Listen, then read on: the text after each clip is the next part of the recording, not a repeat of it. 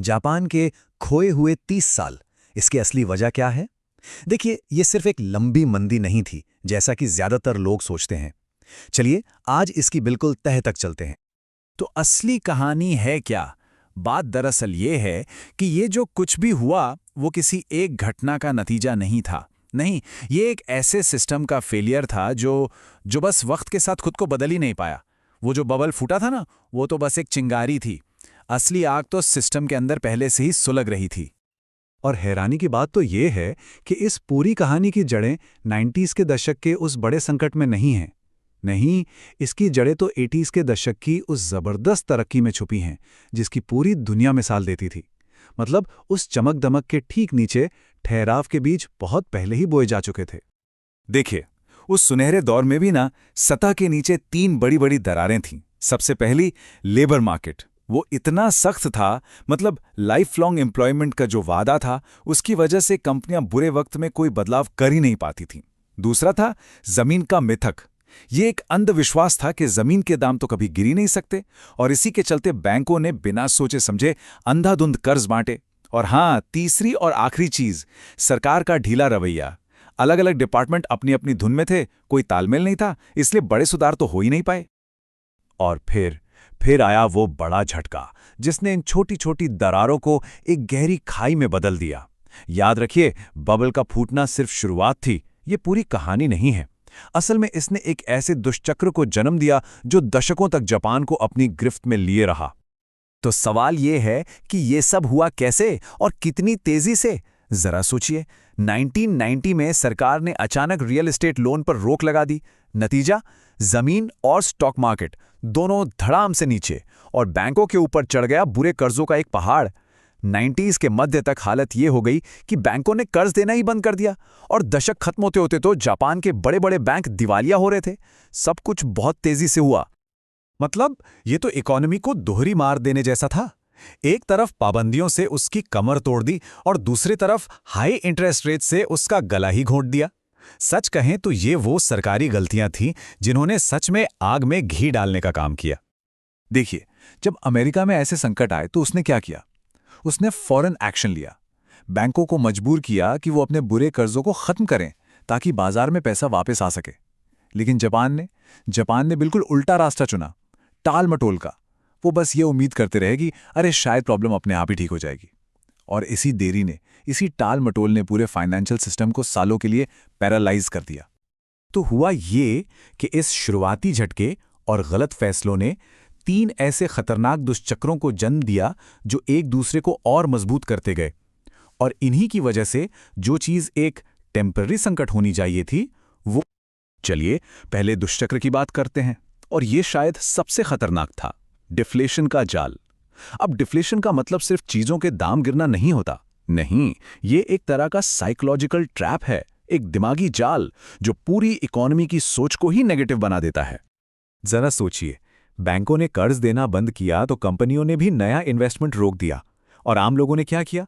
जब उन्हें लगा कि अरे चीजें तो और सस्ती होने वाली हैं, तो उन्होंने खर्च करना ही बंद कर दिया। वही सोच कि चलो कल खरीदेंगे, शायद और सस्ता मिल जाए। बस इसी सोच ने एक ऐसा लूप बना दिया जहां हर कोई मानकर चल रहा था कि इकोनॉमी तो सिकुड़ेगी ही, और हुआ भी वही, वो सच में सिकुड़ने लगी। अच्छा, अब आते हैं दूसरे दुष्चक्र पर। ये भी उसी जाल का एक हिस्सा था, और इसने सीधा सीधा आम लोगों की जेब पर असर डाला। ये था ठहरी हुई सैलरी का दुष्चक्र। एक ऐसी प्रॉब्लम जिसने जापान में दशकों तक सैलरी को बढ़ने ही नहीं दिया। तो सवाल ये है कि आखिर सैलरी बढ़ी क्यों नहीं? इसके पीछे कई कारण थे, एक एक करके समझते हैं। पहला, डिफ्लेशन की वजह से कंपनियां अपने प्रोडक्ट्स के दाम नहीं बढ़ा पा रही थी, तो प्रॉफिट कहां से लाती? दूसरा, लाइफ लॉन्ग एम्प्लॉयमेंट का वादा भी तो निभाना था, तो लोगों को निकालने की जगह उन्होंने सैलरी बढ़ाना ही बंद कर दिया। इसके अलावा पार्ट टाइम और कॉन्ट्रैक्ट वाली नौकरियां बहुत तेजी से बढ़ी, जिससे ओवरऑल सैलरी ग्रोथ पर असर पड़ा। और आखिर में, क्योंकि इन्वेस्टमेंट कम था, तो ना कोई नई टेक्नोलॉजी आई, ना ही प्रोडक्टिविटी बढ़ी। सब कुछ रुक सा गया था। और अब बात करते हैं तीसरे और आखिरी दुष्चक्र की। ये था जापान का अपनी इंडस्ट्री को नए जमाने के हिसाब से बदलने में नाकाम रहना। इसे हम इंडस्ट्रियल ग्रिडलॉक कह सकते हैं। मतलब एक ऐसी सिचुएशन जहां बड़ी बड़ी पुरानी कंपनियां तो बदल नहीं पा रही थीं, और जो नई इनोवेटिव कंपनियां थीं, उन्हें आगे बढ़ने का मौका ही नहीं मिल रहा था। और इसकी वजह क्या थी? बहुत सख्त नियम, कम इन्वेस्टमेंट और एक पुराना पड़ चुका कॉरपोरेट कल्चर।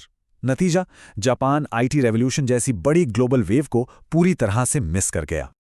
और फिर धीरे धीरे ये तीनों दुष्चक्र इतने गहरे हो गए, इन्होंने जापानी इकोनॉमी में ऐसी जड़ें जमा लीं कि वो उसका एक परमानेंट हिस्सा ही बन गए। अब ये जो ठहराव था, ये कोई टेम्पररी प्रॉब्लम नहीं रही थी, ये तो सिस्टम के स्ट्रक्चर में ही शामिल हो चुका था। 2000 के दशक में इसका असर साफ दिखने लगा था। सरकार का ज्यादातर पैसा बस एक ही जगह जा रहा था। कहाँ? देश की बूढ़ी होती आबादी की सोशल सिक्योरिटी पर। यह खर्च इतना बढ़ गया कि विकास के लिए जो जरूरी चीजें होती हैं, जैसे कि अच्छी शिक्षा, नया इंफ्रास्ट्रक्चर, इनोवेशन, इन सब पर खर्च करने के लिए सरकार के पास पैसा ही नहीं बचा।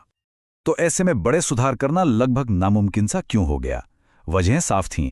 एक तो घटती और बूढ़ी होती आबादी की वजह से देश में डिमांड भी कम हो गई और सरकार का टैक्स कलेक्शन भी। दूसरा, जो पावरफुल लॉबीज थीं और जो नौकरशाही थी, उन्होंने हर बड़े बदलाव के आगे दीवार खड़ी कर दी।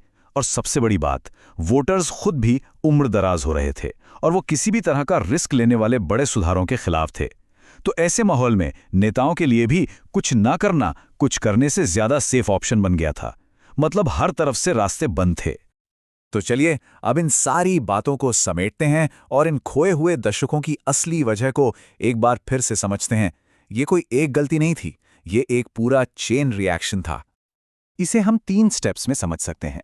स्टेप 1, एक जबरदस्त आर्थिक झटका लगा, लेकिन जापान का सिस्टम इतना सख्त और पुराना था कि वो इसे झेल ही नहीं पाया। स्टेप 2, इसी फेलियर की वजह से डिफ्लेशन, कम इन्वेस्टमेंट और रुकी हुई सैलरी का एक ऐसा दुष्चक्र शुरू हुआ जो 20 साल से भी ज्यादा चला। और स्टेप 3, घटती आबादी और पॉलिटिकल ग्रिडलॉक ने सुधार की जो आखिरी उम्मीद थी उसे भी खत्म कर दिया। और इस तरह यह ठहराव हमेशा के लिए पक्का हो गया। तो आखिर में हम ये कह सकते हैं कि ये कहानी जापान के फेल होने की नहीं है, ये कहानी है वक्त पर न बदल पाने की।